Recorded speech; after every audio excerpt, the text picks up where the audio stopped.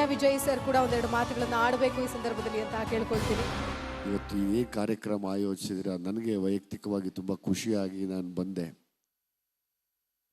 ನನಗೆ ಬುದ್ಧಿ ಬಂದಾಗಲಿಂದನೂ ನಾನು ಬಾಬಾ ಸಾಹೇಬರ ಲೈನ್ಗಳನ್ನ ತುಂಬ ಇನ್ಸ್ಪೈರ್ ಆಗಿ ಬದುಕ್ತಾ ಇದ್ದೀನಿ.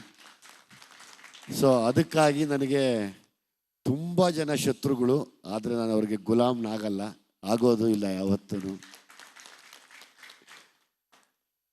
ಏನೂ ಮಾಡೋಕ್ಕಾಗಲ್ಲ. ಅವ್ರನ್ನ ಫಾಲೋ ಮಾಡಿದಾಗ ಶತ್ರುಗಳು ಜಾಸ್ತಿ ಹುಟ್ಟುತ್ತಾ ಇರ್ತಾರೆ.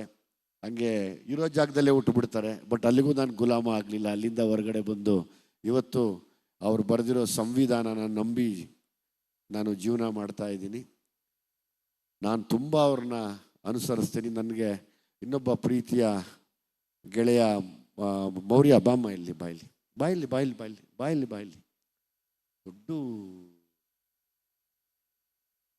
ನನ್ನೊಟ್ಟಿಗೆ ಯಾವಾಗಲೂ ಸದಾ ಬಾಬಾ ಸಾಹೇಬ್ರನ್ನ ಜ್ಞಾಪಿಸೋಕ್ಕೆ, ಅವರ ನಡೆ ನುಡಿಗಳನ್ನ, ಅವರ ಯೋಚನೆಗಳನ್ನ, ಚಿಂತನೆಗಳನ್ನ ಜ್ಞಾಪಿಸುವಂಥ ಮೌರ್ಯ ನಾನು ಯಾವಾಗಲೂ ಜ್ಞಾಪಿಸ್ಕೋತೀನಿ.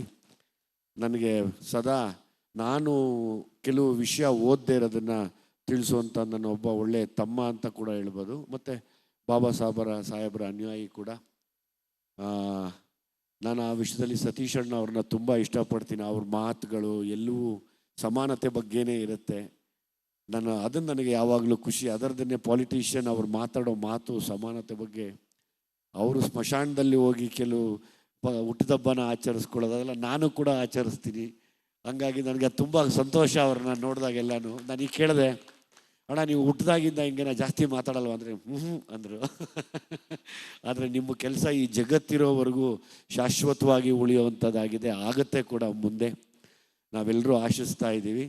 ಹಾಗಾಗಿ ಈ ಕಾರ್ಯಕ್ರಮಕ್ಕೆ ನಮ್ಮನ್ನು ಕರೆದಿದ್ದಕ್ಕೆ ನಾನು ನನ್ನ ಹೃದಯಪೂರ್ವಕ ಧನ್ಯವಾದಗಳನ್ನ ಶಿವಸ್ವಾಮಿ ಅವ್ರಿಗೆ, ನಮ್ಮ ಲೇಡಿ ಟೈಗರಸ್ ರಾಧಾ ಗೌಡ್ರಿಗೆ ಯಾವಾಗಲೂ ತಿಳಿಸ್ತೀನಿ. ಈ ಇಡೀ ತಂಡಕ್ಕೆ ಒಳ್ಳೆಯದಾಗಲಿ. ಜೈ ಭೀಮ್.